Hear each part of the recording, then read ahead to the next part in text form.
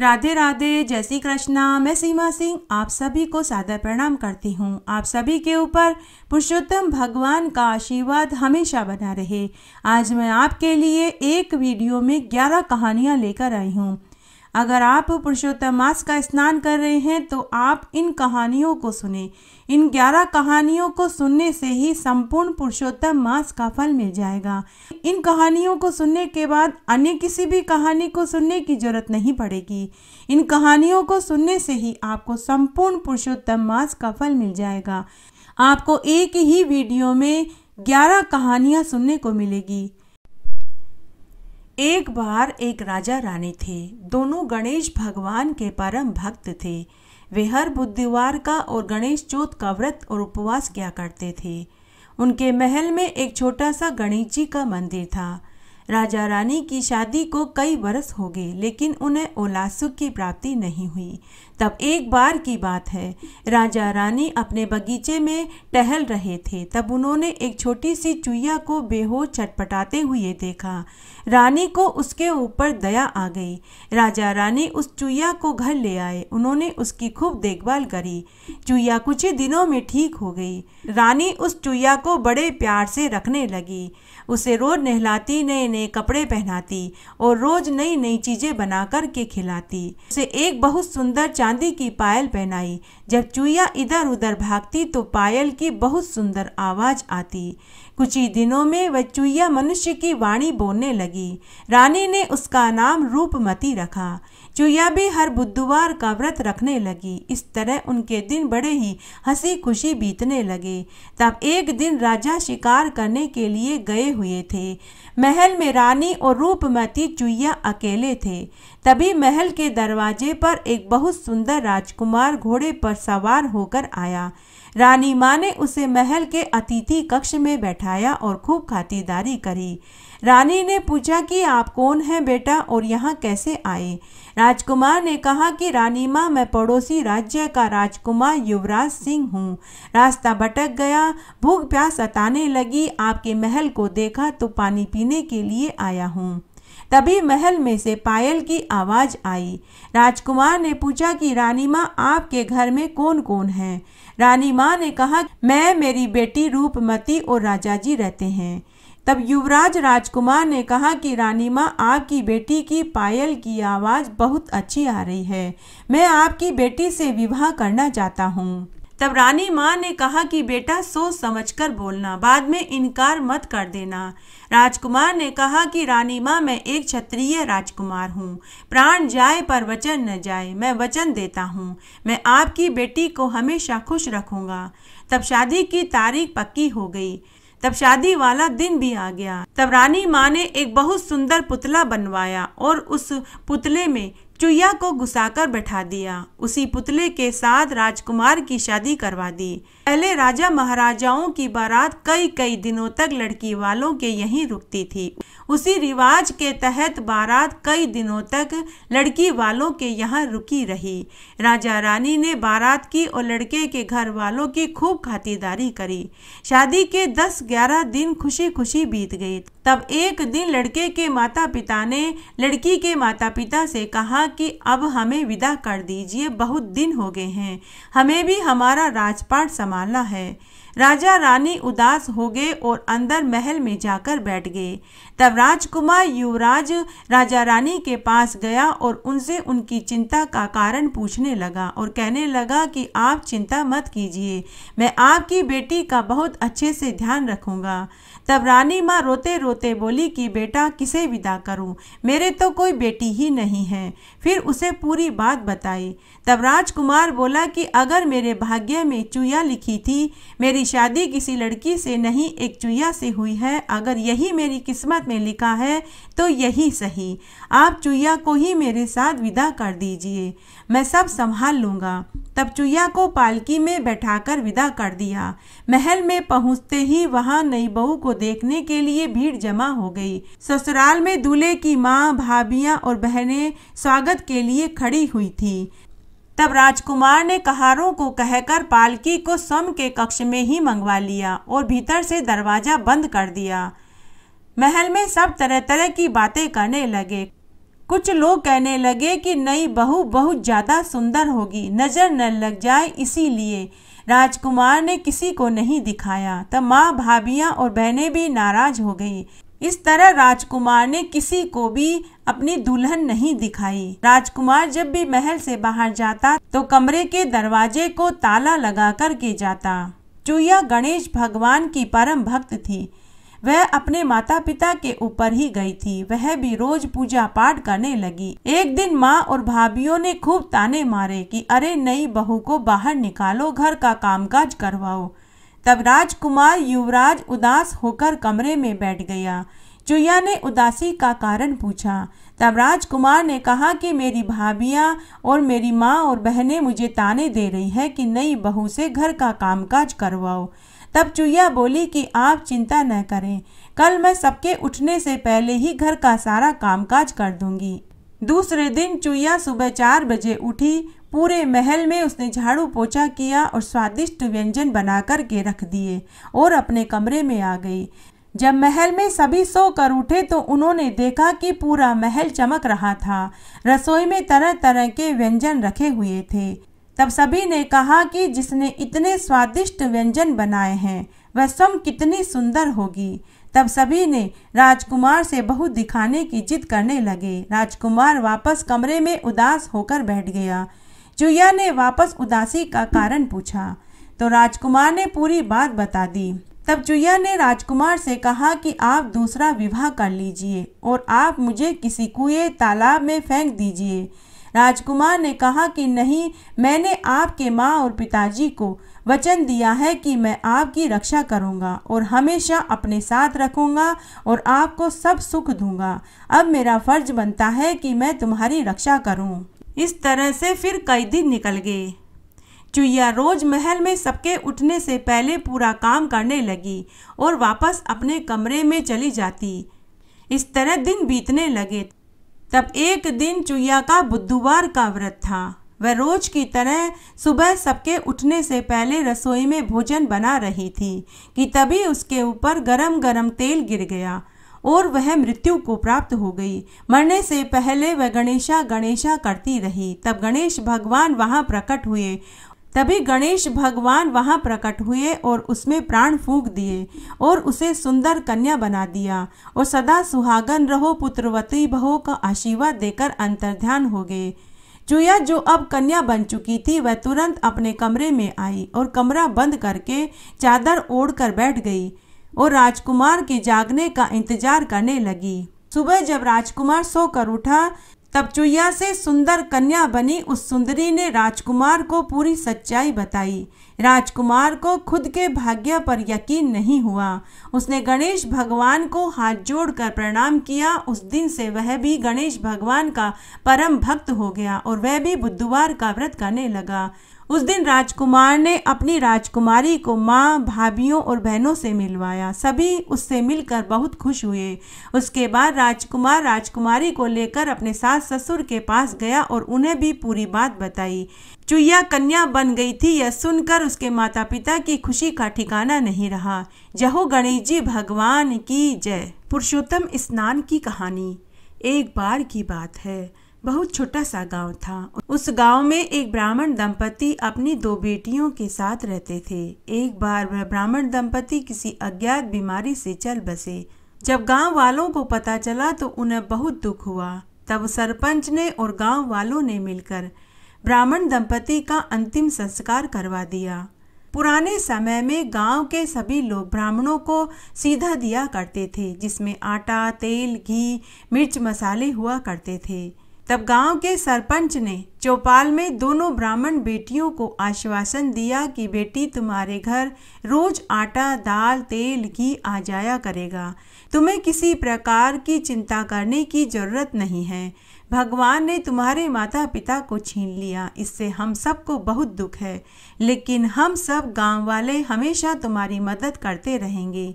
इस तरह दोनों बेटियों का गुजर बसर चलने लगा। छोटी बहन बड़ी ही समझदार थी। जब वे दोनों 16 और 20 की हुई तो छोटी बहन ने अपनी बड़ी बहन से कहा कि जीजी, कल से पुरुषोत्तम मास का महीना लगने वाला है। गांव की सभी औरतें पुरुषोत्तम मास का स्नान, व्रत और पूजा पाठ करेंगी, तो हम भी पुरुषोत्तम मास का स्नान और व्रत करेंगे। आप भी हमारे साथ कल सुबह जल्दी उठ जाना। हम गंगा नदी पर स्नान करने चलेंगे और व्रत करेंगे। तब बड़ी बहन ने अपनी छोटी बहन से कहा कि अरे छोटी, मुझसे भूख बर्दाश्त नहीं होती, तू ही कर ले। तब छोटी बहन सुमित्रा ने पूरी श्रद्धा और लगन के साथ पुरुषोत्तम मास का स्नान और व्रत किया और गांव की औरतों के साथ बैठकर कथा कहानियां और महात्म्य को सुनने लगी। इस तरह उनके दिन निकलने लगे। तब एक दिन गांव में बहुत सारे साधु संतों और साध्वियों की एक टोली आई, तो बड़ी बहन उन साधु संतों की टोली के साथ घर छोड़कर चली गई। लेकिन छोटी बहन ने अपना सत नहीं छोड़ा। वह पूरी सादगी से गांव में ही अपने घर में रहती रही। तब एक दिन गांव के सरपंच ने एक फैसला लिया कि हमें ब्राह्मण की छोटी बेटी सुमित्रा का विवाह करवा देना चाहिए। कहीं ऐसा न हो कि यह भी अपनी बड़ी बहन की भांति घर छोड़कर चली जाए। सुमित्रा हम सभी गांव वालों की जिम्मेदारी है। तब सभी गांव वालों ने खुशी खुशी स्वीकार कर लिया। तब एक दिन सुमित्रा का विवाह सभी गांव वालों और सरपंच ने मिलकर एक बहुत सुंदर ब्राह्मण युवक से करवा दिया और वह घर जवाई बनकर सुमित्रा के साथ रहने लगा। इस तरह छोटी बहन अपने पति के साथ सुखमय जीवन बिताने लगी और हर तीसरे साल में आने वाले पुरुषोत्तम मास का स्नान करती रही। वह रोज भगवान विष्णु से अपनी बड़ी बहन की कुशलता के लिए प्रार्थना करती थी कि हे भगवान, मेरी बड़ी बहन को सद्बुद्धि दीजिए और वह वापस घर आ जाए। तब एक दिन की बात है, सुबह सुबह सुमित्रा भगवान की जय हो, चारभुजनाथ की जय हो रट लगा रही थी। उसका व्यवहार उसके पति को बड़ा अजीब लगा। उसने कहा कि भगवान, क्या बात है, आज तुम क्यों भगवान के नाम की माला जपे जा रही हो और क्यों तुलसी के क्यारे में बार बार जल से सींच रही हो और तुलसी जी की परिक्रमा कर रही हो। तब सुमित्रा ने अपने पति से कहा कि मेरी बड़ी बहन जिन साधु संतों की टोली के साथ गई थी, उन सब की झोपड़ियां जल गई। मैं अपनी बड़ी बहन की झोपड़ी की आग बुझा रही हूँ। तब उसके पति ने कहा कि अरे सुमित्रा, तू तो पागल हो गई है। तुझे कैसे पता चला कि तेरी बहन की झोपड़ी में आग लग गई है और तू यहाँ छिड़काव करके उसकी झोपड़ी की आग को कैसे बुझा पाएगी? तू तो यहाँ घर पर है और तेरी बहन न मालूम कहाँ है। उसे तो गए हुए 8-10 बरस हो चुके हैं। तो सुमित्रा बोली कि अगर मैं झूठ बोलती हूँ तो आप गंगा तट पर जाकर देखिए, मेरी बहन वहीं मिलेगी और अब की बार उसे लेकर ही घर आना। तो सुमित्रा के पति को महान आश्चर्य हुआ। वह उसी समय साइकिल लेकर गंगा तट पर गया। वहां का दृश्य देखकर वह भौचक्का रह गया। वहां सभी की झोपड़ियां जल चुकी थी, केवल वहां एक अध जली झोपड़ी बची थी। सुमित्रा का पति उस अध जली झोपड़ी के पास गया तो उसने देखा वहां सुमित्रा की बहन रो रही थी। सुमित्रा का पति उससे बोला कि जीजी, मैं तुम्हारी छोटी बहन सुमित्रा का पति हूँ। उसी ने तुम्हारी झोपड़ी की आग बुझाई है और उसी ने मुझे तुम्हें यहाँ लेने के लिए भेजा है। अब तुम हमारे साथ घर चलो। तो सुमित्रा का पति बड़ी बहन को लेकर घर आया तो छोटी बहन ने अपनी बड़ी बहन से कहा कि जीजी, मैं तुम्हें घर के अंदर एक शर्त पर ही आने दूंगी, जब आप शादी करना स्वीकार करेंगी। तो बड़ी बहन ने कहा कि अरे छोटी, तू तो बड़ी ही समझदार हो गई है। तूने मुझे पुरुषोत्तम मास का स्नान और व्रत करने के लिए कहा था, लेकिन मैंने मना कर दिया, इसीलिए मुझे ये दुख देखने पड़ रहे हैं। मैंने पुरुषोत्तम मास का अपमान किया, उसी की मुझे यह सजा मिली है। मेरी बहन, अब इस उम्र में मुझसे कौन विवाह करेगा? तो छोटी बहन अपनी बड़ी बहन से बोली कि जीजी, सभी की शादियां ऊपर से भगवान पहले ही तय कर देते हैं। आपका जोड़ीदार भी कहीं न कहीं बैठा होगा। जीजी, हमारे गांव के 4 दरवाजे हैं, आप हर दरवाजे पर जाइए। जो भी पुरुष सबसे पहले मिले आप उसी से विवाह कर लेना। तब बड़ी बहन गांव के पहले दरवाजे के पास गई तो वहां उसे एक कोढ़ी पुरुष बैठा हुआ मिला। उसके पूरे शरीर पर मक्खियां भिनभिना रही थी। बड़ी बहन ने उसे देखा और वापस घर आ गई। छोटी बहन ने कहा कि जीजी तुम अकेली क्यों आई हो? तब बड़ी बहन ने कहा कि छोटी मेरी किस्मत ही खराब है। गांव के दरवाजे पर एक कोढ़ी मिला, उसके पूरे शरीर पर मक्खियां भिनभिना रही है। तो छोटी बहन ने कहा कि आप गांव के दूसरे, तीसरे और चौथे दरवाजे पर जाइए। तब बड़ी बहन गांव के दूसरे, तीसरे, चौथे सभी दरवाजे के पास गई, लेकिन हर दरवाजे पर उसे वही कोढ़ी बैठा हुआ मिला। बड़ी बहन ने इसे अपना भाग्य समझा और उसी से विवाह कर लिया। कोढ़ी पुरुष ने उससे कहा कि तुमने मुझसे विवाह क्यों किया? तुम किसी भले पुरुष से भी विवाह कर सकती थी। तो बड़ी बहन बोली कि मेरे ऐसे कर्म कहाँ कि कोई भला पुरुष मुझसे विवाह करे। मैं तुम्हारी सेवा करूंगी और अपने पापों को धोऊंगी। इस तरह समय बीतने लगा। फिर एक बार जब वापस से पुरुषोत्तम मास का महीना आया तो उनके गांव में भागवत कथा करने वाली काशी से एक मंडली आई।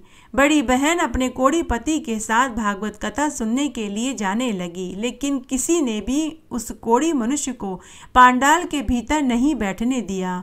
तब बड़ी बहन अपने कोढ़ी पति को लेकर पांडाल के बाहर ही बैठकर भागवत कथा सुनने लगी। इस तरह कथा सुनते हुए 4 दिन बीत गए। तब 5वें दिन बहुत तेज बरसात और आंधी तूफान आ रहे थे। बड़ी बहन और उसका कोढ़ी पति पूरे भीग गए।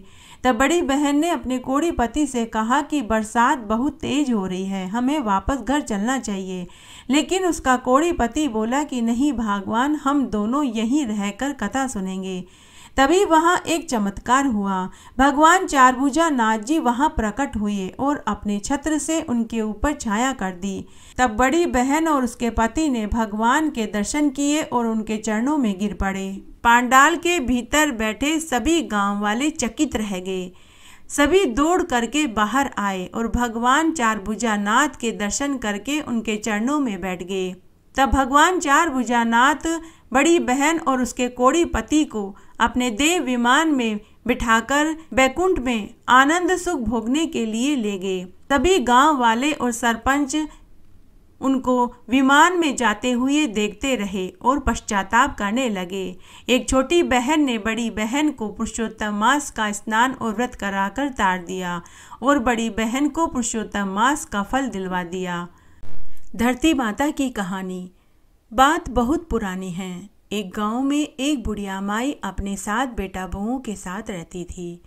बुढ़िया माई ने अपने जीवन काल में खूब दान पुण्य और व्रत उपवास किए।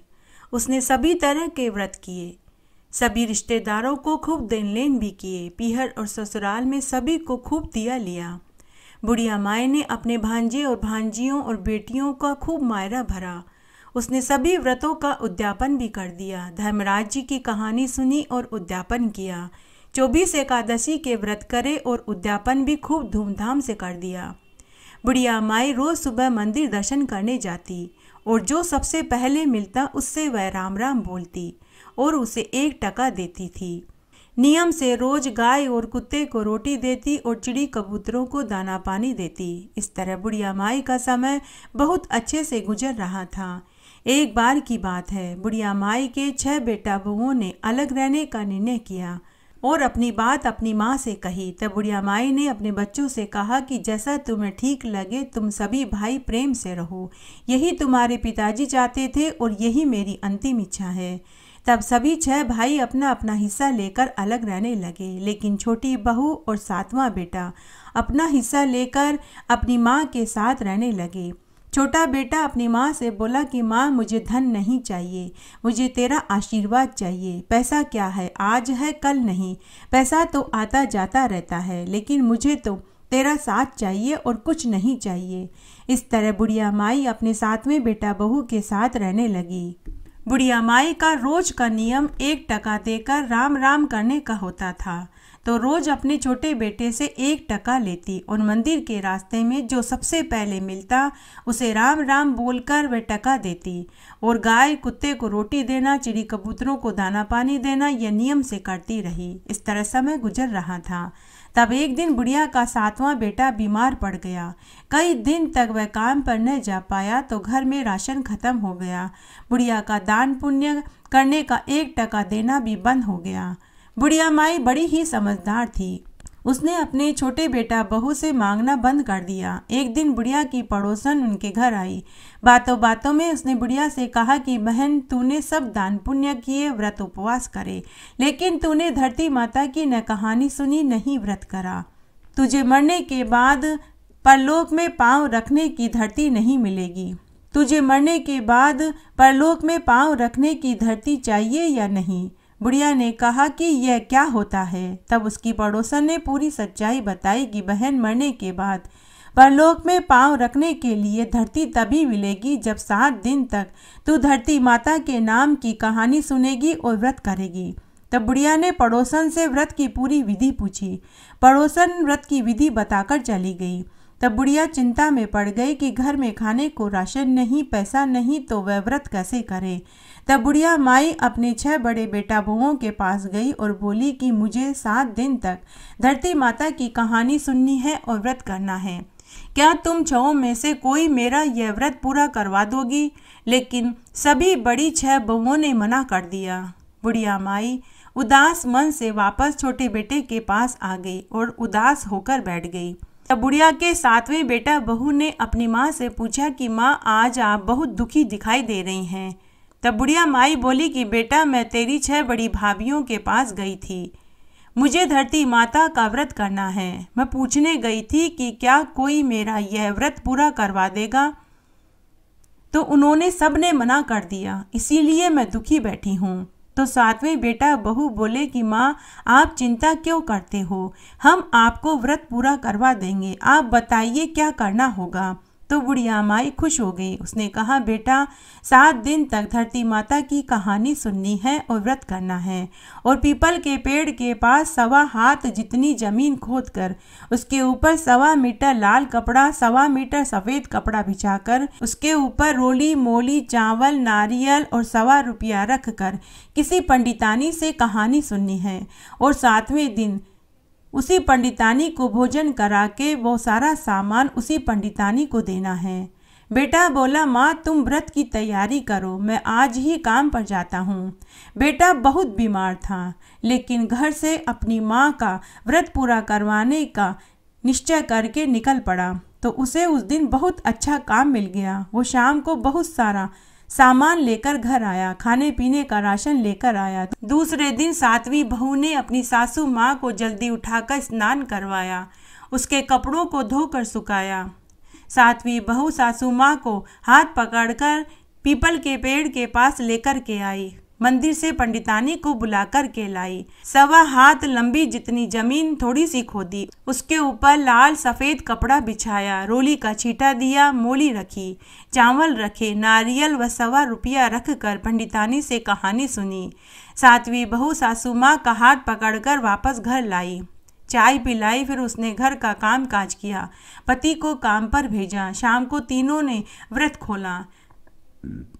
इस तरह सासू माँ के साथ 7वें बेटा बहू ने भी धरती माता के नाम का व्रत रखा। 7 दिन तक 7वीं बहू ऐसा ही करती रही।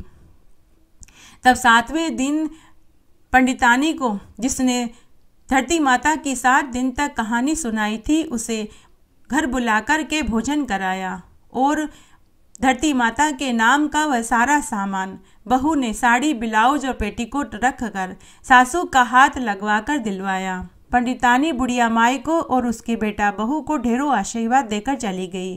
दोपहर का सारा काम करने के बाद जब बहू रोज की तरह सास के कपड़े जो धोए थे उन्हें उठाने गई, तो वहाँ हीरे मोती के आभूषण और सोने चांदी के सिक्कों का ढेर पड़ा था। बहू भागी भागी अपनी सास और पति को बताने आई। तब सास ने 7वीं बहू से कहा कि बहू, ये तेरी सेवा का फल है। तूने 7 दिन तक मेरा धरती माता का व्रत पूरा करवाया, तूने सच्चे भाव से मेरी सेवा करी। रोज मेरे लिए तू स्नान का पानी रखती, मेरे कपड़े धोकर सुखाती थी, मुझे रोज कहानी सुनाने के लिए पीपल के पेड़ के पास लेकर जाती थी। धरती माता ने खुश होकर तुझे ये दिया है, तू इसकी असली हकदार है। तब 7वें बेटा बहू ने अपनी माँ के चरण पकड़ लिए। जब इस बात का पता बड़ी 6 बहुओं को चला, तो वे भागी भागी अपनी सास के पास आई और अपनी गलती की माफ़ी मांगने लगी, और वे सभी सासू माँ को अपने घर ले जाने लगी। हे धरती माता, जैसे आप बुढ़िया माई के 7वें बेटा बहू पर टूटी वैसे सबके ऊपर टूटना, कहानी कहने वाले के ऊपर, सुनने वाले के ऊपर और हुक्कारा भरने वाले के ऊपर। घटती हो तो पूरी हो तो परवान चढ़े, भूले बिसरे नाम तेरे भंडार में भरे। पापों का फल तो भोगना ही पड़ता है। आइए इस संबंध में हम एक पौराणिक कथा सुनते हैं। बात बहुत पुरानी है। एक गांव में एक साहूकार था। बचपन में ही माता पिता दोनों गुजर गए। भाई बहन उसका था नहीं। जमीन जायदाद कुछ बची नहीं। जब साहूकार विवाह लायक हुआ तो उसने एक गरीब घर की लड़की से विवाह कर लिया। साहूकार मुनीमगिरी का काम करता था। विवाह के 2 बरस के बाद उसकी पत्नी बीमारी में चल बसी। दोस्तों के कहने पर साहूकार ने दूसरा विवाह किया, लेकिन एक दिन दूसरी पत्नी स्वयं घर छोड़कर चली गई। साहूकार बहुत दुखी हुआ कि पता नहीं जन्म लिया तभी से दुख उठा रहा हूँ। एक दिन उसके एक मित्र ने कहा कि काशी में एक बहुत जाने माने पंडित जी हैं जो गंगा नदी के तट पर आश्रम में अपनी पत्नी के साथ रहते हैं। मैंने सुना है कि वह पंडित जी वर्तमान काल, भूतकाल और भविष्यत काल के बारे में जानते हैं। तुम उनके पास जाओ और अपना सारा हाल सुनाओ, वे ही तुम्हें कोई उपाय बताएंगे, तभी तुम्हारा दुख दूर होगा। साहूकार को ऐसे ही किसी पंडित जी की जरूरत थी। वह उसी दिन अपना घर बार अपने दोस्त के जिम्मे छोड़कर चल पड़ा। चलते चलते कई दिन बीत गए। तब एक दिन वह गंगा तट पर पहुंच गया। वहां उन्होंने लोगों से पूछा कि फला फला पंडित जी कहाँ रहते हैं जो वर्तमान, भूतकाल और भविष्यत काल के बारे में बताते हैं। तब लोगों ने साहूकार को पंडित जी के घर का पता बता दिया।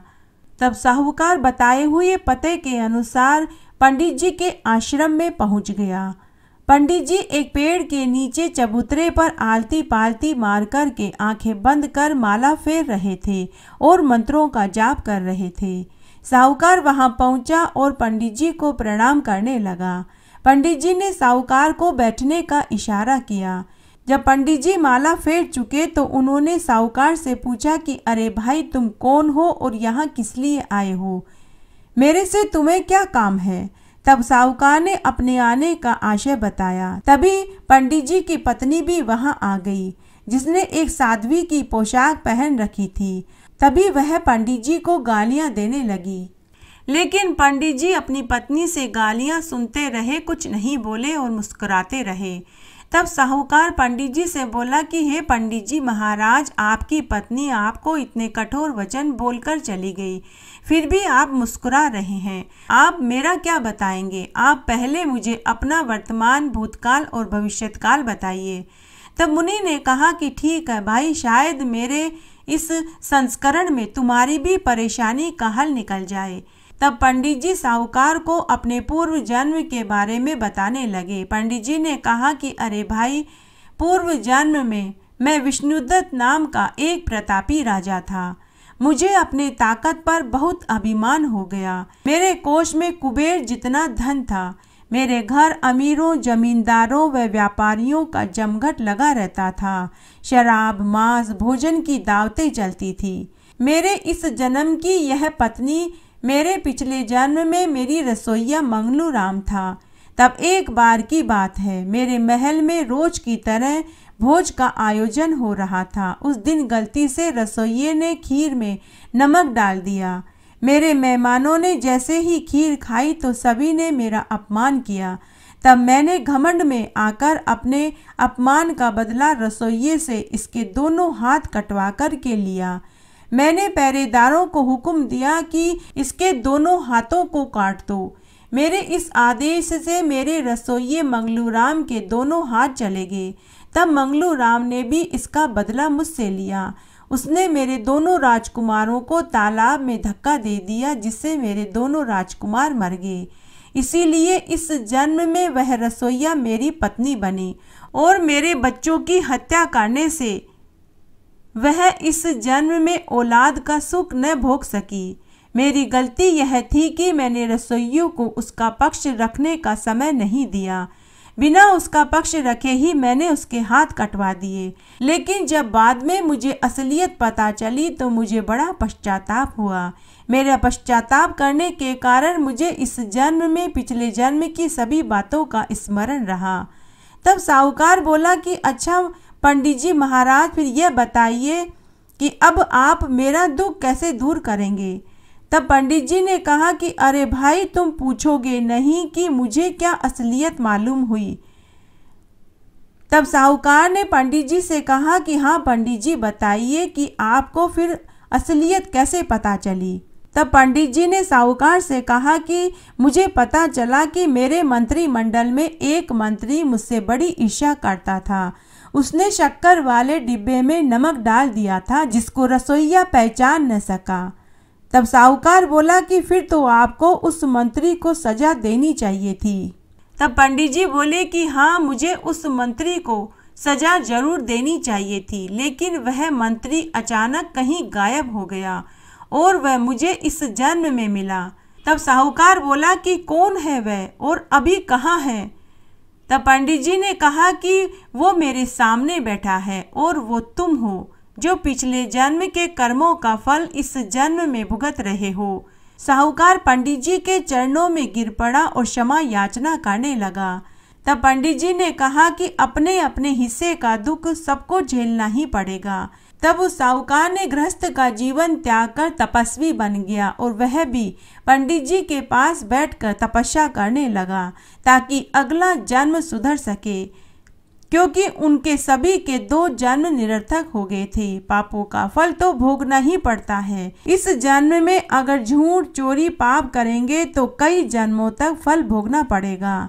जब हम भगवान की पूजा करते हैं तो भगवान वही नहीं होते, भगवान वहाँ भी होते हैं जहाँ हम झूठ चोरी और पाप करते हैं।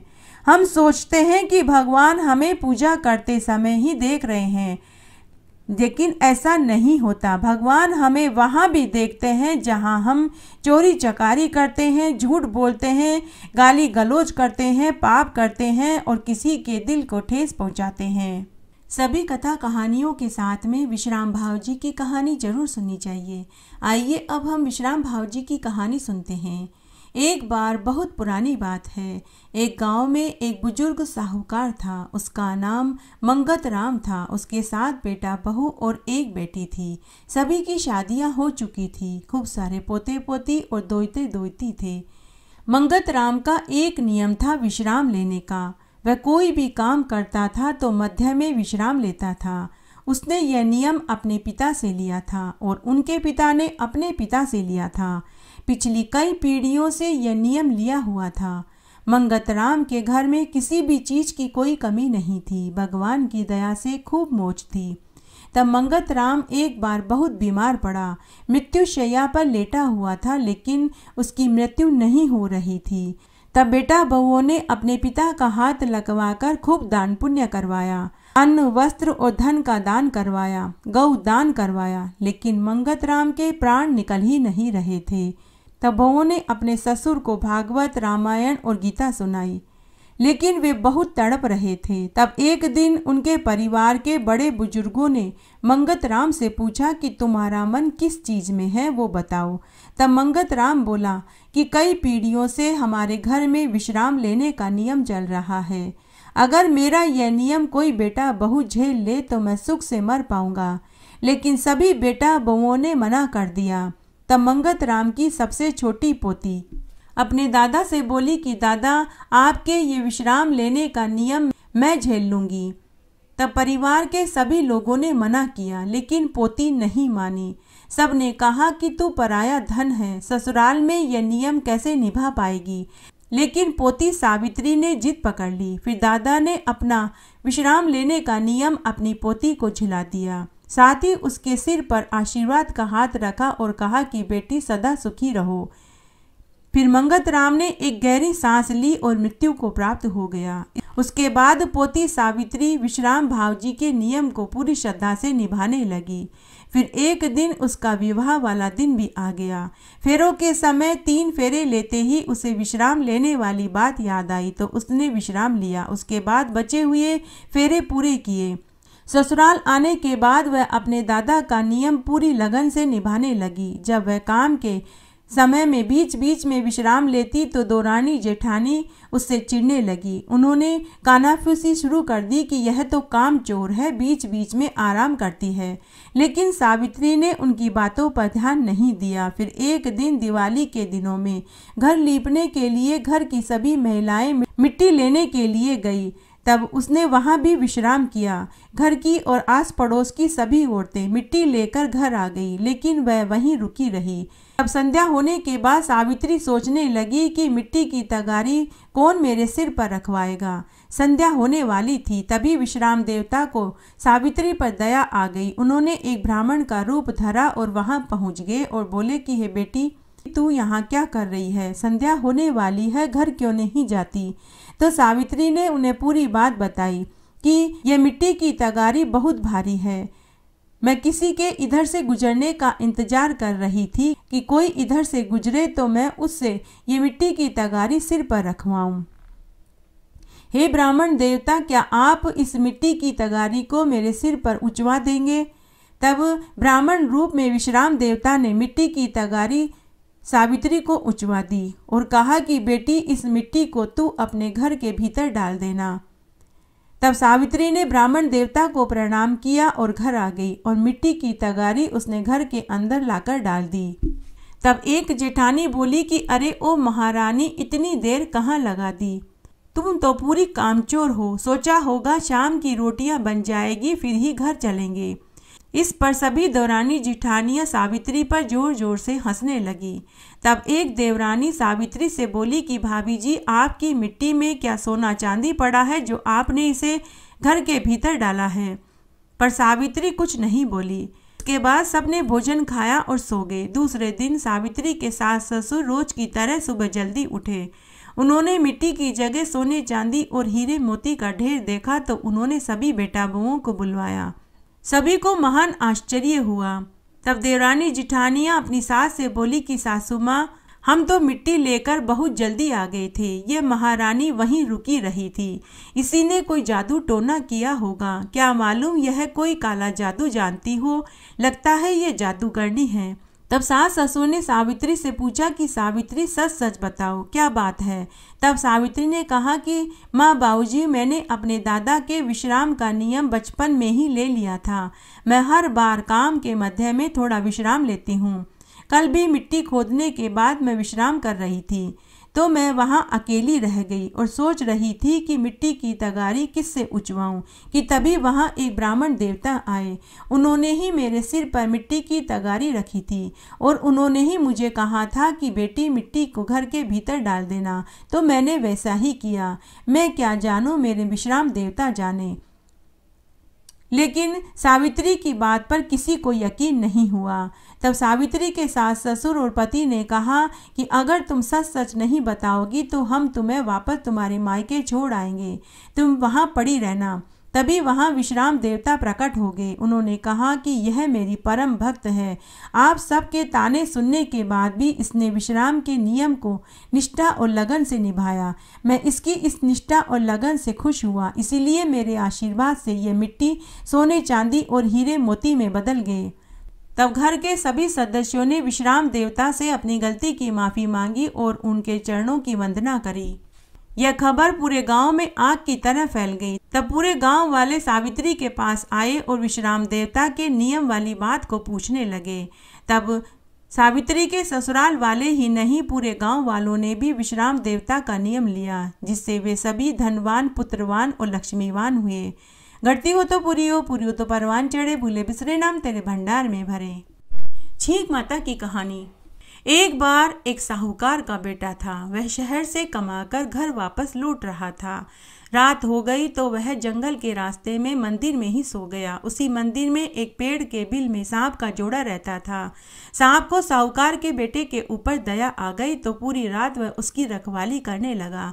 सुबह जब साहूकार सोकर उठा तो उसने देखा कि एक सर्प उसकी रक्षा कर रहा है। तो साहूकार के बेटे ने उस सांप को वहीं एक ग्वाले से दूध लेकर पिला दिया। सांप ने अपनी सरपणी से कहा कि मैं अब डसने जा रहा हूँ। सरपणी बोली कि मैं भी आपके साथ चलूंगी, लेकिन सांप ने कहा कि तुम कहाँ मेरे साथ भटकती रहोगी, तुम यहीं बिल में आराम करो। तो सर्पणी बोली कि अच्छा, अगर आप जाना चाहते हैं तो चले जाइए, लेकिन आप लक्ष्मण रेखा खींच कर जाइए ताकि कोई छोटे मोटे सांप गोयरे बिच्छू मेरे साथ हंसी मजाक न करें, क्योंकि मुझे हंसी मजाक पसंद नहीं है। तब सांप ने अपनी पूंछ से एक लक्ष्मण रेखा खींच दी और चला गया। साहूकार का बेटा पेड़ के पीछे खड़ा उनकी बातें सुन रहा था। अभी सर्प ज्यादा दूर भी नहीं गया था कि तभी वहां बहुत सारे छोटे मोटे सांप बिच्छू गोयरे अजगर सर्पणी के पास आ गए। सर्पणी स्वयं लक्ष्मण रेखा पार करके उनके साथ हंसी टिटोली करने लगी। साहूकार के बेटे को यह बात पसंद नहीं आई। वह मनी मन सोचने लगा कि अभी तो यह सर्पणी कह रही थी कि इसे हंसी मजाक पसंद नहीं है, और अब यह खुद ही लक्ष्मण रेखा पार करके इनके पास आकर हंसी टिटोली कर रही है। तब साहूकार के बेटे ने 7 छोटे छोटे पत्थर उठाए और सर्पणी को दे मारा और घर आ गया। उधर सांप के वापस आते ही सर्पणी को भवन में बैठी हुई मिली। सांप ने सर्पणी से पूछा कि तू इतनी गुस्से में क्यों है? तो सर्पणी बोली कि आप उसी साहूकार के बेटे को डस कर आइए जिसकी कल रात आपने रक्षा करी थी। सांप बोला कि क्या हुआ? तो सर्पणी बोली कि आपने तो उसकी पूरी रात रक्षा करी, बदले में वह मुझे 7 पत्थर की मार कर गया है। जब तक आप उसे डसेंगे नहीं मैं कुछ खाऊंगी पीऊंगी नहीं। तो आप उस साहूकार के बेटे को डस कर आइए। सर्पणी की बात सुनकर सर्प को भी क्रोध आ गया। सर्प उसी समय साहूकार के बेटे को डसने के लिए निकल पड़ा। उधर साहूकार का बेटा संध्या के समय खाना खाने के लिए बैठा। माँ पास में बैठकर पंखा झल रही थी। उसकी पत्नी ने थाल परोसा। तभी सांप वहां पहुंच गया और वह परिंदे में कुंडली मारकर बैठ गया। बहू जैसे ही खाना परोसने लगी कि उसे छींक आ गई। माँ ने खाना परोसने से मना कर दिया। दूसरी बार बहू पानी का गिलास रखने आई तो उसे फिर से छींक आ गई। माँ ने फिर से पानी का गिलास रखने से मना कर दिया। थोड़ी देर बाद बहू फिर से जब भोजन परोसने के लिए उठी तो उसे तीसरी बार फिर छींक आ गई। माँ ने फिर से उसे भोजन परोसने के लिए मना कर दिया। साहूकार का बेटा अपनी माँ से बोला कि माँ, मुझे तुम औरतों की बातें समझ नहीं आती।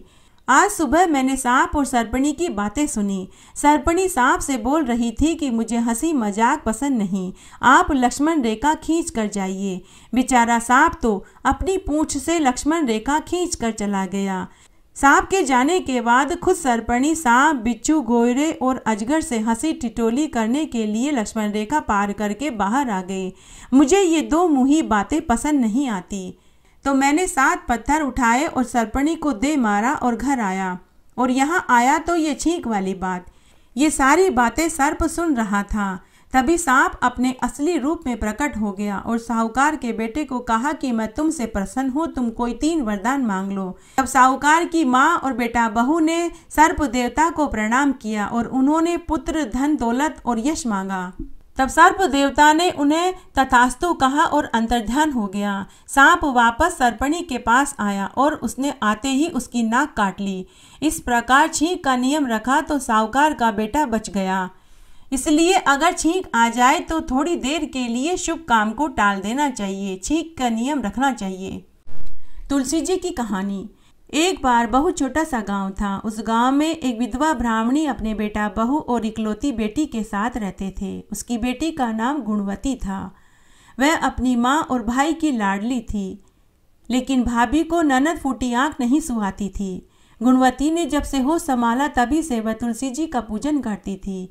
रोज तुलसी जी को जल से सींचती, दिया बाती करती, भोग लगाती और रोज तुलसी जी के पास बैठकर तुलसी जी के 5 भजन गाती। रोज परिक्रमा लगाती और कहती कि हे तुलसी माता, सोने के लोटे में जल दो, लडवन का थाल दो। तभी उसके सामने सोने के लोटे में जल आ जाता और लडवन का थाल आ जाता, जिसे ले जाकर गुणवती अपनी माँ को दे देती। इससे उनके घर में कभी अन्न धन की कमी नहीं आई।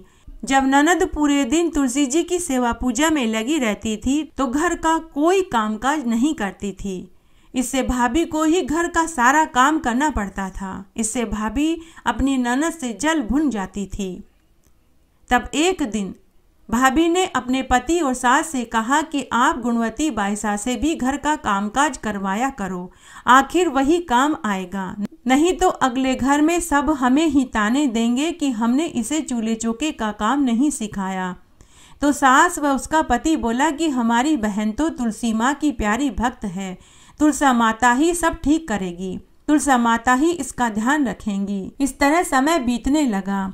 तब कुछ वर्षों के बाद गुणवती विवाह योग्य हो गई। तब माँ ने अपने बेटे से कहा कि बेटा, तेरी बहन गुणवती विवाह योग्य हो चुकी है, तू उसके लिए कोई अच्छा सा घर वर ढूंढ ताकि हम धूमधाम से इसका विवाह कर सकें। यह सुनते ही भाभी बोली कि मेरी तो एकोएक लाडली ननद है, इसके लिए घर वर तो मैं ही ढूंढूंगी। कौन सी मेरी दो दो नंदे हैं, सारे नेक चार गीत बन्नियाँ तो मैं ही गाऊंगी। तो उसकी सास और पति ने कहा कि जैसा तुम ठीक समझो वैसा करो। तब भाभी मनी मन सोचने लगी कि अब आया ऊंट पहाड़ के नीचे, अब मैं सारी कसर निकाल लूंगी। तब भाभी ने एक गरीब लड़के से अपनी ननद का रिश्ता तय कर दिया। भाई और माँ ने गुणवती का धूमधाम से विवाह कर दिया। गुणवती विदा होकर ससुराल में पहुंची तो उसने देखा कि ससुराल में कोई भी उसकी आवभगत करने वाला नहीं था। टूटा फूटा 2 कमरों का मकान था। कोई मंगल गीत गाने वाली महिलाएं नहीं थी, केवल एक विधवा सास छोटी ननद थी। गुणवती ने शाम को सूखी ठंडी रोटी खाई और सो गई। रोज की तरह सुबह गुणवती जल्दी उठी, नहाई धोई और अपनी सास के पास आई और बोली कि सासू माँ, मेरे नित्य का नियम है कि मैं रोज सबसे पहले तुलसी माता की पूजा करती हूँ। आप बताइए हमारे घर में तुलसी का पौधा कहाँ है ताकि मैं तुलसी जी की पूजा कर सकूँ। तब सास बोली कि बहू, हमारे घर में तो तुलसी का पौधा ही नहीं है, तुम अपनी ननद को साथ लेकर पड़ोस में चली जाओ, वहाँ तुलसी का पौधा है, तुम वहाँ जाकर पूजा कराओ। तब गुणवती अपनी छोटी ननद को साथ लेकर पड़ोस में पूजा करने गई। वहाँ उसने तुलसी की पूजा करी और हमेशा की तरह बोली कि हे तुलसी माँ, सोने के लोटे में जल दो, लडवन का थाल दो। ऐसा कहते ही सोने के लोटे में जल आ गया और लडवन का थाल आ गया। गुणवती ने दोनों चीजें ले जाकर पड़ोसन को पांव छूकर दे दी। सोने का लोटा और लडवन का थाल देखते ही पड़ोसन के मन में लालच आ गया। पड़ोसन नई बहू को आशीर्वाद देकर बोली कि बहू, तुम तो रोज यहाँ पूजा करने आ जाया करो। उसके बाद ननद ने घर आकर अपनी माँ को पूरी सच्चाई बताई। सुनते ही सास का गुस्सा 7वें आसमान पर पहुँच गया। उसने कहा, देखती हूँ कल कैसे पूजा करने जाती है। दूसरे दिन जब बहू ने वापस सास से तुलसी पूजा पड़ोस में जाकर करने के लिए पूछा तो सास ने मना कर दिया और बोली कि कोई जरूरत नहीं है पड़ोस में तुलसी पूजा करने जाने की, चुपचाप से घर का कामकाज संभालो और तेरे मायके के ये रीति रिवाज यहाँ नहीं चलेंगे, कोई तुलसी पूजा नहीं होगी। गुणवती कुछ नहीं बोली। उसने घर का सारा कामकाज किया, झाड़ू पोछा, बर्तन करे, कपड़े धोए, सबको भोजन कराया, लेकिन उसने सम भोजन नहीं खाया क्योंकि उसके नित्य का नियम था कि वह तुलसी पूजा करने के बाद ही अन्न जल ग्रहण करती थी। लेकिन आज उसकी तुलसी पूजा नहीं हुई तो उसने अन्न जल भी नहीं खाया। इस तरह 4 दिन निकल गए। तब एक रात्रि को तुलसी माता ने गुणवती को दर्शन देकर कहा कि बेटी, न तो तू मुझे जल से सींचती है, नहीं दिया बाती करती है, नहीं तू मुझे मीठे मीठे भजन सुनाती है, नहीं तू मेरे भोग लगाती है। तो गुणवती ने कहा कि हे तुलसी माता, मेरी ससुराल में तुलसी जी का पौधा ही नहीं है, मुझे सासू माँ पड़ोस में जाने नहीं देती, तो अब मैं क्या करूँ? मेरा नित्य का नियम टूटता जा रहा है। तब तुलसी माँ ने कहा कि बेटी, मैंने तेरे घर में बसेरा बना लिया है। ऐसा कहकर तुलसी माँ अंतर्ध्यान हो गई। तभी गुणवती की आंख खुल गई। उसने उठकर घर के आंगन में देखा तो उसके घर के आंगन में तुलसी का पौधा था, जिसकी हर लड़ में सोने चांदी लड़झड़ हो रहे थे। तुलसी के पौधे को देखकर गुणवती की खुशी का ठिकाना नहीं रहा। वह नहाई धोई, उसके बाद उसने तुलसी जी की पूजा करी, घी का दीपक जलाया और बोली, हे तुलसी माँ, सोने के लोटे में जल दो, लडवन का थाल दो। तभी वहां दोनों चीजें आ गई। गुणवती ने ले जाकर अपनी सास और ननद को पांव छूकर दे दिया। सोने का लोटा और लडवन का थाल देखकर सास और ननद बोली कि ये कहाँ से आया। तो गुणवती ने सप्त वाली बात बताई और आंगन में तुलसी के पौधे के होने वाली पूरी सच्चाई बताई। सुनते ही सास और ननद भागकर आंगन में देखने आई तो तुलसी के पौधे और सोने चांदी से लड़झड़ देखकर वे बहुत चकित रह गई। अब तो गुणवती की सास और ननद भी तुलसी की पूजा करने लगी। कुछ ही समय में वे अमीर हो गए। तब एक दिन भाभी ने सोचा कि ननद से मिलकर आना चाहिए, देखना चाहिए कि वह कैसे हालों में है। भाभी मन ही मन सोचने लगी कि वह जरूर फटे पुराने हालों में होगी, ठंडी बासी रोटी खाती होगी और फटे पुराने गुदड़ों में सोती होगी। तब एक दिन भाभी अपने पति के साथ ननद से मिलने उसके ससुराल में पहुंच गई। 2 कमरों के टूटे फूटे मकान की जगह हवेली नुमा मकान और ननद के ठाट बाट देखकर भाभी की आंखें फटी की फटी रह गई। लेकिन उसका भाई अपनी बहन की खुशियों को देखकर बहुत खुश हुआ। हे तुलसी माता, जैसे आपने गुणवती की लाज रखी, उसका घर अन्न धन के भंडार से भर दिया, वैसे सबका भरना। कहानी कहने वाले का, सुनने वाले का और हुक्कारा भरने वाले का। घटती हो तो पूरी हो तो परवान चढ़े, भूले बिसरे नाम तेरे भंडार में भरे। किस्मत की देवी। बहुत पुरानी बात है। एक गांव में एक ब्राह्मण दंपति अपनी 2 बेटियां और एक बुढ़िया माँ के साथ रहते थे। ब्राह्मण बड़ा ही धार्मिक प्रवृत्ति का था। ब्राह्मण की बेटियों का नाम रत्ना और सुवर्णा था। ब्राह्मण रोज अपने घर से अपने यजमानों के यहाँ पूजा पाठ, यज्ञ, हवन और भजन कीर्तन करने के लिए जाया करता था। बदले में वे उसे आटा, दाल, तेल, घी, गुड़, चीनी देते थे। उसी से उनका गुजर बसर चलता था। यह काम करके वह ब्राह्मण देर रात्रि को ही घर आता था। ब्राह्मण पूरे दिन मेहनत करता था, लेकिन फिर भी वह 2 वक्त की रोटी का ही जुगाड़ कर पाता था। ब्राह्मण की बड़ी बेटी सुवर्णा बड़ी ही दयालु और मिलनसार स्वभाव की थी। सुवर्णा अपने मन की बातें अपनी दादी से किया करती थी। सुवर्णा दादी की बड़ी ही लाडली पोती थी। सुवर्णा की सभी सहेलियां बहुत अमीर थी। उनके बहुत सुंदर सुंदर मकान, गाड़ी, घोड़े, नौकर चाकर सभी थे। वे रोज नए नए स्वादिष्ट व्यंजन खाते थे, नए नए कपड़े और कीमती आभूषण पहनते थे। तब एक दिन सुवर्णा ने अपनी दादी से पूछा कि दादी, हम इतने गरीब क्यों हैं और हमारे सभी रिश्तेदार, हमारे पड़ोसी सब इतने अमीर क्यों हैं? दादी माँ, मेरी सभी सहेलियां अमीर हैं। ऐसा कहकर वह उदास हो गई। तब दादी अपनी पोती को समझाते हुए बोली कि बेटा, अमीर और गरीब ये सब तो किस्मत में लिखा होता है। हमारे कर्म में जो लिखा होता है वही हमें मिलता है। तब सुवर्णा दादी से बोली कि दादी, फिर मेरे बाबा ज़्यादा क्यों नहीं कमाते? दादी, आप बाबा से बोलो ना कि वो कुछ और नौकरी करे जिससे कि हमें और पैसा मिले। तब दादी बोली कि बेटा, ऐसी बात नहीं है। तेरे बाबा बहुत मेहनत करते हैं, लेकिन किस्मत में जो लिखा होता है उतना ही मिलेगा। तब सुवर्णा अपनी दादी से बोली कि दादी, किस्मत के भगवान कौन होते हैं? दादी बेचारी क्या जवाब देती। उसने यूं ही कह दिया कि बेटी, किस्मत की देवी तो हमारे हाथों की लकीरों में होती है। तब सुवर्णा ने अपना हाथ दादी के आगे किया और बोली कि दादी, मेरे हाथ में देख कर के बताओ कौन सी लकीर किस्मत की देवी होती है। तब वापस दादी ने एक लकीर पर हाथ रखते हुए कहा कि बेटी, ये वाली लकीर किस्मत की होती है। उस लकीर को देखकर सुवर्णा बोली कि दादी, किस्मत की लकीर तो मेरे हाथ में है, फिर हम गरीब क्यों हैं? तब दादी क्या जवाब देती। दादी ने फिर से यूं ही कह दिया कि बेटी, तेरी किस्मत की लकीर पतली है, गहरी नहीं है, इसीलिए हम गरीब हैं। सुवर्णा अपने हाथों की लकीरों को देखती रही और मन ही मन कुछ सोचने लगी। अब सुवर्णा अकेले में अपने हाथ की किस्मत वाली लकीर को एक नुकीली लकड़ी से गहरी करने लगी। जब भी समय मिलता वो किस्मत की लकीर पर नुकीली लकड़ी चलाती रहती। इस तरह समय बीतने लगा। उधर दादी ने सोचा कि उसने सुवर्णा को समझा बुझा दिया। तब एक रात्रि को हमेशा की तरह सुवर्णा अपनी दादी के पास सो रही थी।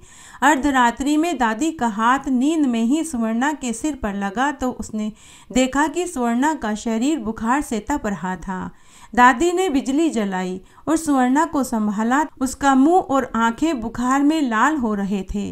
दादी ने सुवर्णा से कहा कि बेटी, तुझे तो बहुत तेज बुखार है, मैं तेरे माँ और बाबा को बुला कर के लाती हूँ ताकि वो तुझे बुखार की कोई दवाई दे दे। तब सुवर्णा दादी से बोली कि नहीं दादी, आप माँ और बाबा को मत बुलाना, नहीं तो वो मुझे बहुत डांटेंगे। दादी ने कहा कि बेटी, तूने ऐसा क्या किया जो तेरी माँ और तेरे बाबा तुझे डांटेंगे? तब सुवर्णा ने दादी को अपना हाथ दिखाया। दादी भौचक्की रह गई।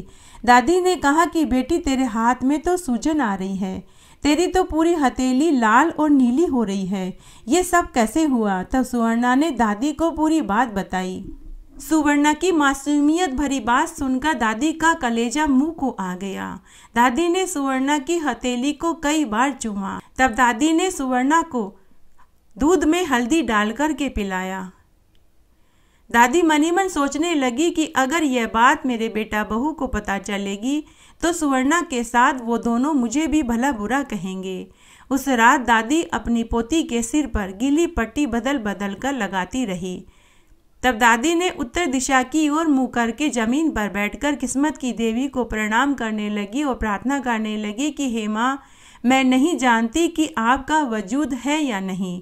मैंने अपनी पोती को आपका नाम लेकर यूं ही कह दिया कि आपकी किस्मत की लकीर उसके हाथों में गहरी नहीं है, इसलिए हम गरीब हैं। उसने अपनी किस्मत की लकीर को नुकीली लकड़ी से गहरी करी, जिससे उसकी हथेली में सूजन आ गई और उसे तेज बुखार हो गया। हे किस्मत की देवी, अगर आप हमें सुन रही हैं तो मेरी पोती सुवर्णा को ठीक कर दीजिए।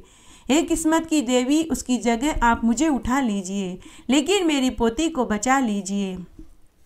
पूरी रात्रि दादी प्रार्थना करती रही। स्वर्ग में माता लक्ष्मी का सिंहासन डोल पड़ा। तब माँ लक्ष्मी, दुर्गा और पार्वती का सम्मिलित रूप किस्मत की देवी ने दादी और पोती को स्वप्न में आकर दर्शन दिया और कहा कि मैं सुवर्णा की मासूम भक्ति से अति प्रसन्न हुई। अब तुम सब की गरीबी बहुत जल्दी दूर हो जाएगी। ऐसा कहकर किस्मत की देवी अंतर्ध्यान हो गई। सुबह जब दादी पोती सोकर उठी तो सुवर्णा का बुखार उतर चुका था। हाथ की हथेली की सूजन और लालिमा भी खत्म हो गई थी। दादी पोती दोनों ने स्वप्न वाली बात एक दूसरे को बताई कि तभी दरवाजे पर राजा का एक पहरेदार आया और ब्राह्मण को आवाज लगाई कि आपको राजा जी ने दरबार में हाजिर होने का हुक्म दिया है। ब्राह्मण बेचारा डर गया कि पता नहीं राजा जी किस दोष की सजा देंगे। ब्राह्मण बेचारा डरता डरता राजा के दरबार में पहुंचा। राजा ने ब्राह्मण से कहा कि हे ब्राह्मण देव, आप खड़े क्यों हैं? आप सिंहासन ग्रहण कीजिए। आज से आप राज दरबार के राज पुरोहित घोषित किए जाते हो। साथ ही आपको रहने के लिए हवेली, नौकर चाकर, हाथी, घोड़े, ऊंट सभी दिए जाएंगे और हर महीने 100 स्वर्ण मुद्राएं मेहनताना की दी जाएगी। यह सुनकर ब्राह्मण बहुत खुश हुआ और वह घर आया और सबको पूरी जानकारी दी।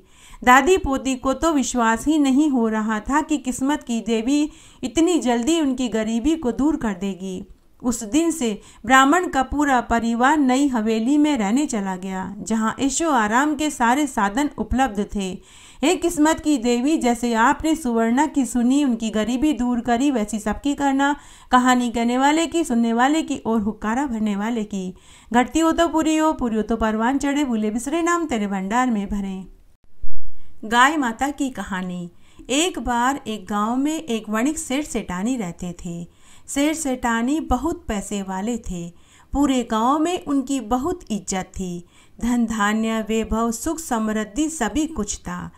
सेठ सेठानी के विवाह को अनेक बरस हो गए, लेकिन उन्हें औलाद सुख की प्राप्ति नहीं हुई।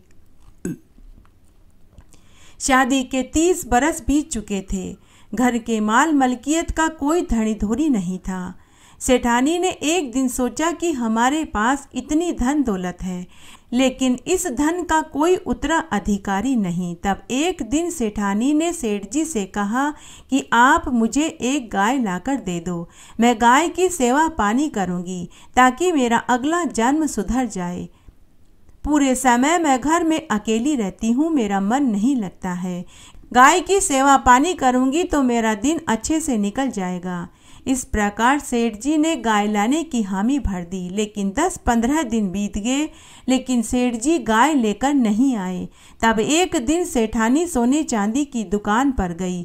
वहां से वह चांदी की एक गाय बनवा कर के लाई और उसके लिए सोने के जेवर बनवाए। गाय के लिए सोने की पायल, गले की कंठी, गले का हार, अनेक चीजें बनवाई। गाय के लिए सुंदर सुंदर रेशमी वस्त्र सिलवाए। अब सेठानी रोज गाय की पूजा पाठ करने लगी, रोज गाय की सेवा करती, कहानी सुनती, रोज हलवा पूड़ी खीर बनाती और गाय के भोग लगाकर उस भोजन को घर के बाहर आने जाने वाली गाय को खिला देती। अब सेठानी का समय गाय की सेवा पूजा पाठ में बीतने लगा। इस तरह 1 साल पूरा व्यतीत हो गया। तब एक दिन सेठानी सेठ जी से बोली कि सेठ जी मुझे गाय की पूजा करते हुए 1 बरस हो गया है। मैं गाय की पूजा और व्रत का उद्यापन उद्यापन करना चाहती हूँ। आप कल किसी योग्य पंडित जी को भोजन के लिए बुलाकर के ले आना।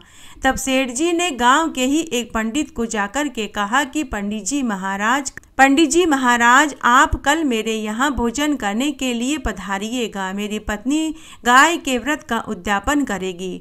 पंडित जी ने हामी भर दी। उसी रात्रि को पंडितानी ने पंडित जी से कहा कि आप तो कल अपने यजमान के यहाँ भोजन करने जाएंगे। कल मैं और बच्चे मंदिर की प्रसादी खा लेंगे।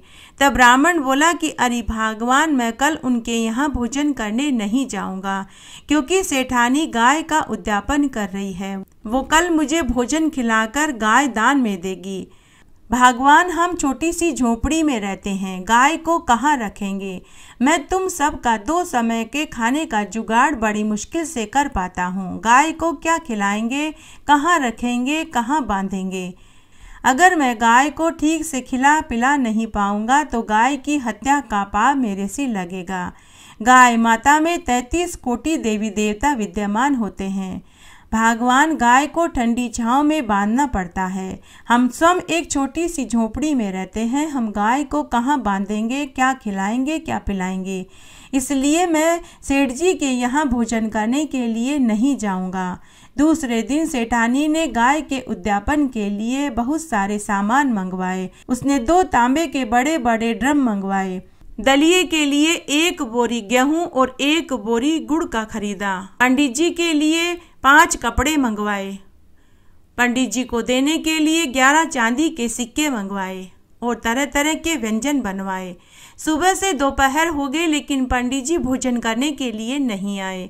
तब सेठानी ने सेठ जी से कहा कि हे स्वामी, आपने पंडित जी को भोजन के लिए बुलाया था या नहीं? पंडित जी अभी तक भोजन करने के लिए क्यों नहीं आए? तब सेठानी ने कहा कि मैं स्वयं जाकर उन्हें बुलाकर के लाती हूँ। तो सेठ जी ने कहा कि अरे भगवान, तुम कहाँ जाओगी? मैं अभी अपने दुकान के नौकर को भेज देता हूँ। तब सेठ जी ने अपने दुकान के नौकर को पंडित जी को भोजन खाने के लिए बुलाने के लिए भेजा। नौकर भागा भागा गांव के पंडित जी के पास गया और बोला कि अरे पंडित जी महाराज, आप मेरे मालिक और मालकिन के यहाँ भोजन करने के लिए क्यों नहीं आए? क्यों बैठे ठाले अपना नुकसान करवा रहे हैं? मेरी सेठानी आपको चांदी की गाय, गेहूं, गुड़ की बोरी, 2 बड़े बड़े तांबे के ड्रम, नकद नारायण, कपड़े, रुपये, बहुत सारा सामान देगी। यह सुनकर पंडित जी बहुत खुश हुए। वे मनी मन सोचने लगे कि चलो चांदी की गाय मिलेगी तो अन्न धन मिलेगा, अब तो कोई दिक्कत भी नहीं है। पंडित जी उसी समय नौकर के साथ से सेठानी के घर भोजन करने के लिए आए। सेठानी ने पंडित जी का खूब आदर सत्कार किया, उन्हें तरह तरह के व्यंजन खिलाए और विदा में चांदी की गाय और गाय के सोने चांदी के गहने, कपड़े, गेहूं, गुड़ और पानी के 2 बड़े बड़े ड्रम, दक्षिणा के रुपए, पंडित जी के कपड़े और पंडित जी को 11 चांदी के सिक्के दिए और खूब सारे रुपए दिए। इतनी सारी चीजें पाकर पंडित जी बहुत खुश हुए। पंडित जी ने सेठ सेठानी को ढेरों आशीर्वाद दिए। इस तरह समय बीतने लगा। कुछ समय के बाद इससे संयोग ही कहें कि एक ही दिन सेठ सेठानी दोनों की मृत्यु हो गई। जब यम मार्ग में वैतरणी नदी आई तो उनके सामने वही चांदी की गाय आकर के खड़ी हो गई। सेठानी ने सेठ जी से कहा कि गाय की पूंछ पकड़ लीजिए, हम वैतरणी नदी पार कर लेंगे।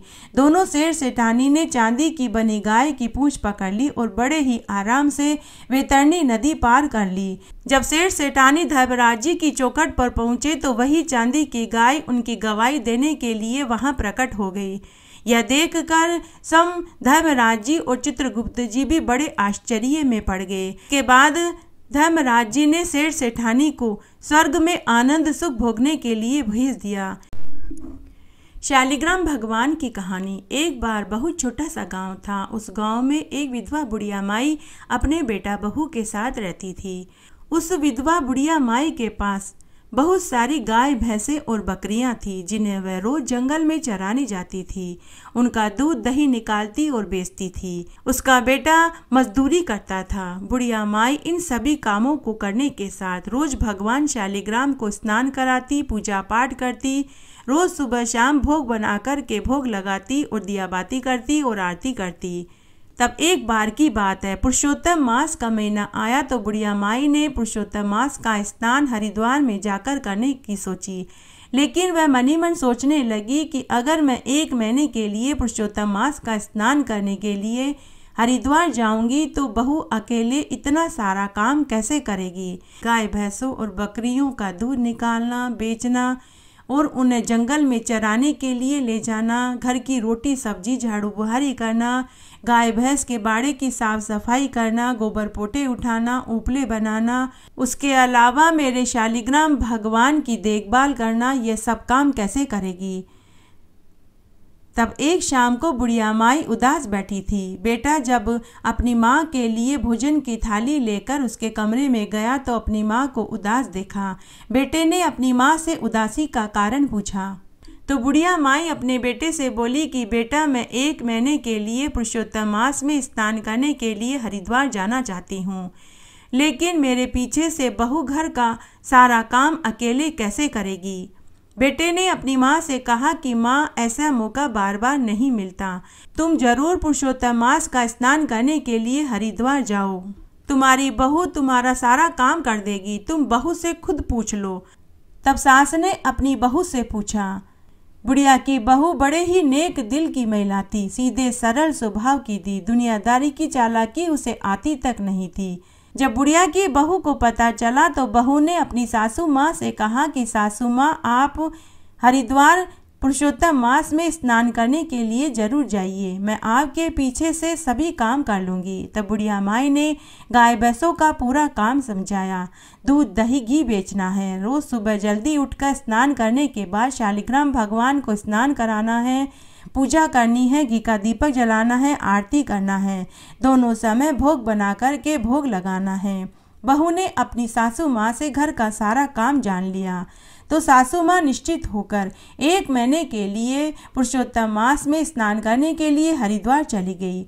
दूसरे दिन बहू सुबह जल्दी उठी, स्नान आदि करके शालिग्राम भगवान को स्नान कराया, कपड़े पहनाए, पूजा करी, घी का दीपक जलाया, अगरबत्ती जलाई, आरती करी और भोग में हलवा पूड़ी सब्जी बनाई।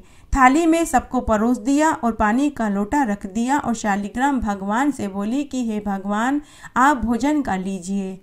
हे ठाकुर जी महाराज आप भोजन कर लेना और पानी पी लेना, बाद में आकर मैं झूठे बर्तन ले जाऊंगी, अब मुझे घर का और भी काम करना है। ऐसा कहकर बहू गाय भैंसों और बकरियों का दूध निकालने और बेचने चली गई। वापस आई तो उसने देखा कि भोजन की थाली में भोजन जो का त्यों रखा हुआ था। बहू ने सोचा कि शायद मेरी पूजा में कोई कमी रह गई होगी, इसीलिए ठाकुर जी ने भोजन नहीं किया।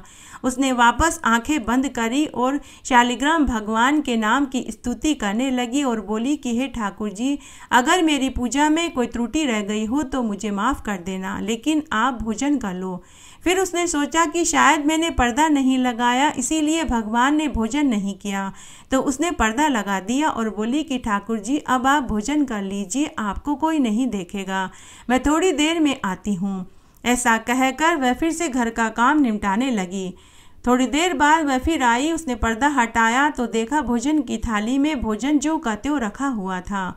उसने कहा कि हे ठाकुर जी महाराज आप भोजन नहीं करेंगे तो मैं भी भोजन नहीं करूंगी, क्योंकि मेरी सास तो 1 महीने के बाद ही घर आएगी। अगर आप 1 महीने तक भोजन नहीं खाएंगे तो आप दुबले पतले और बीमार हो जाएंगे। मेरी सास यह देखेगी तो मुझसे बहुत नाराज होगी। अगर आप नहीं खाएंगे तो मैं भी नहीं खाऊंगी।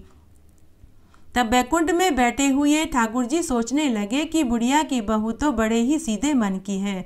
अगर मैं भोजन नहीं खाऊंगा तो यह भी भोजन नहीं खाएगी, मेरी वजह से इसे भी भूखा रहना होगा।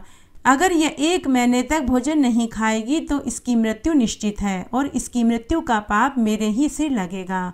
तब भगवान शालिग्राम ने बाल रूप बनाया। छोटे छोटे पाँव, छोटे छोटे हाथ, पीले रंग का धोती कुर्ता पहन के, हाथ पाँव में चांदी के कड़ुले, गले में वैजंती माला, हाथ में छोटी सी लकुटिया और चांदी की मुरलियाँ लेकर प्रकट हो गए और पूरा भोजन खा लिया और पानी पी लिया और बुढ़िया की बहू से बोले कि बेटी मैंने भोजन खा लिया है, अब तुम भी भोजन खा लो। मैं तुम्हारी गाय भैंसों और बकरियों को जंगल में चराकर शाम को घर लौटूंगा। तब बहू ने शालिग्राम भगवान से कहा कि हे ठाकुर जी, आप हमारे मवेशियों को चराने क्यों ले जाएंगे। तब बहू ने शालिग्राम भगवान से विनती करी कि हे ईश्वर, आप हमारे गाय भैंसों और बकरियों को मत चराइए, मैं यह काम स्वयं कर लूँगी। अगर मेरी सास को पता चलेगा तो वह बहुत नाराज होगी। तब शालिग्राम भगवान बोले कि बेटी, पूरे दिन तो मेरा भी यहाँ मन नहीं लगेगा। मैं तुम्हारी गाय भैंसों और बकरियों को चरा कर लाऊंगा तो मेरा भी मन लग जाएगा। इस तरह शालिग्राम भगवान गाय भैंसों बकरियों को चराने के लिए जंगल में चले गए और शाम को मवेशियों के लेकर घर लौटे और आते ही बोले कि बेटी, गरम गरम रोटी और दूध का कटोरा और मक्खन दो, बहुत भूख लगी है। बुढ़िया की बहू ने भगवान को आसन पर बैठाया, चौकी पर भोजन की थाली रखी और भोजन परोस दिया। ठाकुर जी ने भोजन खाया और वापस मूर्ति में चले गए। अब रोज ऐसा ही होने लगा। 1 महीना कैसे बीत गया, बहू को तो पता ही नहीं चला।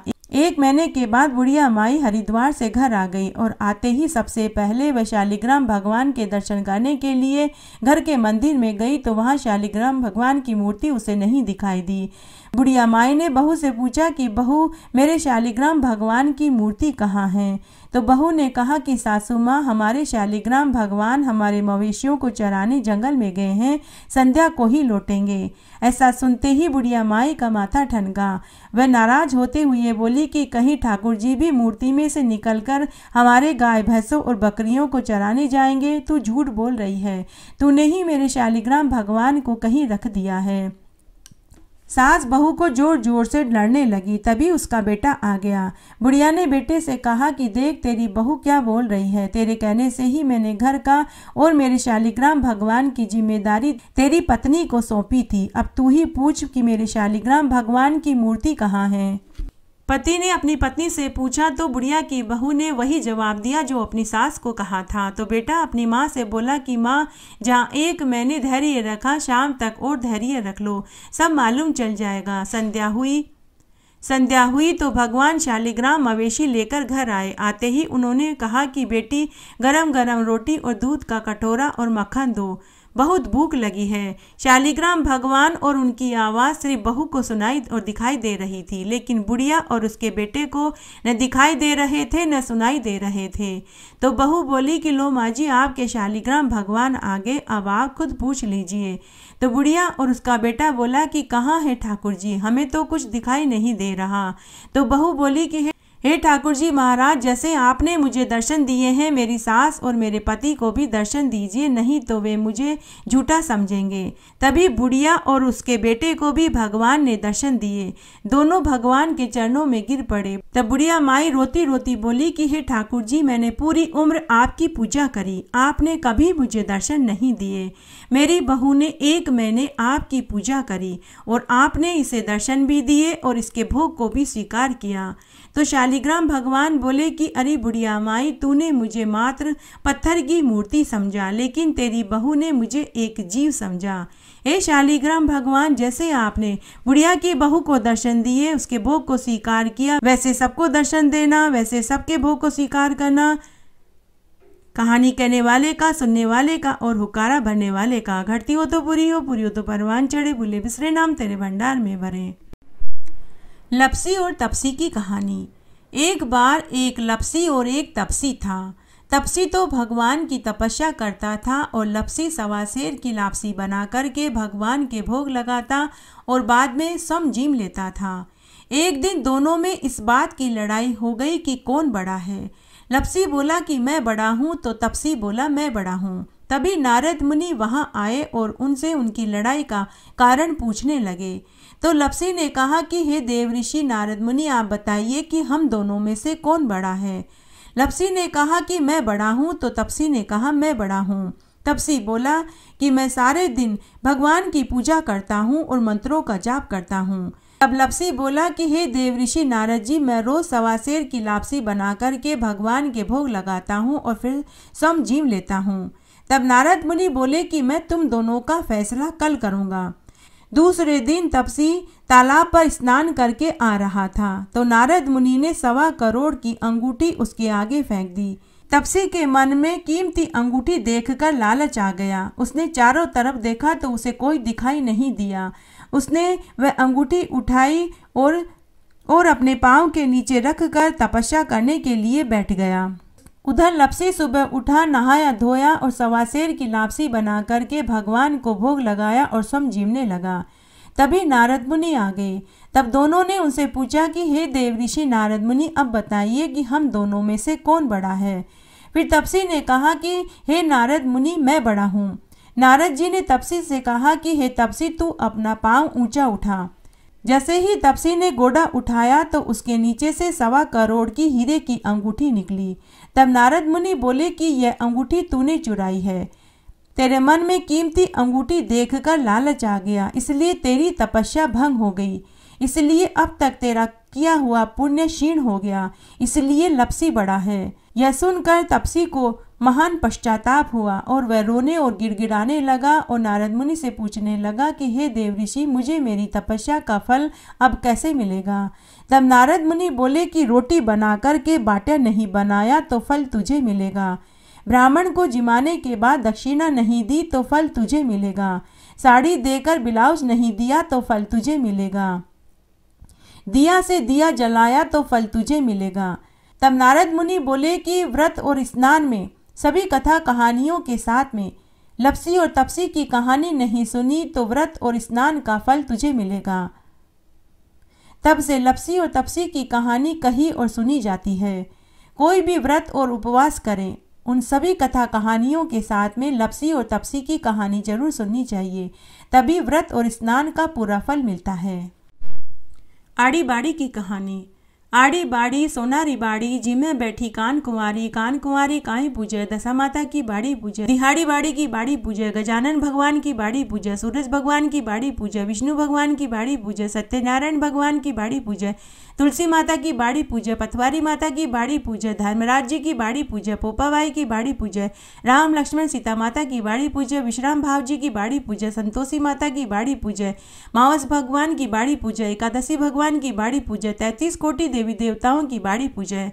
बाड़ी पूजे से काई होवे, अन्न होवे, धन होवे, लक्ष्मी होवे, लाभ होवे, रिद्धि होवे, सिद्धि होवे, साईं जी को साथ होवे, पुता को परिवार होवे, दोयता होवे, दोयता के लिए खीर खांड रांधे, पोता बहू के लिए राबड़ी रांधे, खाटी लागे राबड़ी मीठी लागे खीर, चढ़ी चढ़ाई लेकी आवे, गोरी ढूंढ विनायक, ढूंढना भरया भांडना, सोना का ढांकना, रिमता जिमता दूध सरांध्या, बहू परोसे सासू जी में, सासू परोसे बहू जी में, सासू खाट लिया बहू पाट लिया, मंदरिया मंदराली बात, गले टेका का हार आ बात कटेगी है, अमूल्या की डाल की कहवे, सरोवर की पाल की कहवे, अन्न के आटे की कहवे, जल के लोटे की कहवे, तुलसी के क्यारे की कहवे, 4 भाई बहन की कहवे, जो मिले तो नगर नोता, नगर न बन पावे तो 12 मन का लाडू करे, 12 मन का लाडू न बन पावे तो 6 मन का लाडू करे, 6 मन का लाडू न बन पावे तो 1.5 मन का लाडू करे, 1.5 मन का लाडू न बन पावे तो 1 मन का लाडू करे, 1 मन का लाडू न बन पावे तो 12 महीने की बात लेकर 12 सेर का लाडू करे, 6 महीने की बात लेकर 6 सेर का लाडू करे, 12 सेर में 3 सेर गुड़, 3 सेर घी, 6 सेर आटा लेकर 12 सेर का 12 लाडू करें। एक पानी की पनिहार की, एक रमता बालक न देवे, एक गाय का ग्वालन न देवे, एक सास की, एक बेटे की, एक बहू की, एक माँ की, एक बहन की, एक भाई की, एक पुरानी औरत, एक छाणक छणियार, एक दशा माता के घड़े रखे, एक तुलसी के क्यारे में रखे, एक समय व्रत करे, खाओ जो कर्म को, पाठ जो धर्म को, या बात कहवे, खाटी मूड़ी छाछ दे, गलोड़ी में घी दे, तलोड़ी में तेल दे, खाजा को फड़को दे, पापड़ को तड़को दे, जड़ूलो पूत दे, सासू जी को परसन दे, बहू को जीमन दे, दौरानी जिठानी खम्मा खम्मा करे, बोल बोलनी पाड़ोसन दे, तलिया गुणी गोबर दे, चोरनी आकानू आका चोरिया, थारा घर को धर्म थाने लगे, मारे घर को धर्म मने बढ़ाओ, पीपल पूजो पनौती भर भर, मोतिया को थाल, दुख दर्द कम कर जो, राजपाट दीजो, उठो बहू बेटी गीलो सुको, कामन गाओ, कामन की आवे हाथ, स्त्री रो कूचो, मर्द रहात गल मोतिया रोहार, 33 कोटि देवी देवताओं ने नमस्कार। उठो भाई तपसी, जीमो भाई लपसी, भाई को थान, भाभी को मान, थानता की वार्ता को फल, माना माँ की कथा कहानी और व्रत को फल। अगर आप पुरुषोत्तम मास का स्नान कर रहे हैं तो आप इन कहानियों को सुने। इन 11 कहानियों को सुनने से ही संपूर्ण पुरुषोत्तम मास का फल मिल जाएगा। इन कहानियों को सुनने के बाद अन्य किसी भी कहानी को सुनने की जरूरत नहीं पड़ेगी। इन कहानियों को सुनने से ही आपको संपूर्ण पुरुषोत्तम मास का फल मिल जाएगा। आपको एक ही वीडियो में 11 कहानियां सुनने को मिलेगी। इस तरह आज हमने पुरुषोत्तम मास की लगातार 11 कहानियाँ सुनी। आशा करती हूँ आपको ये कहानियाँ ज़रूर पसंद आएगी। मेरे साथ बने रहने के लिए आपका धन्यवाद। आगे आने वाली कथा कहानियों के लिए भी आप इसी तरह मेरे साथ बने रहें। धन्यवाद।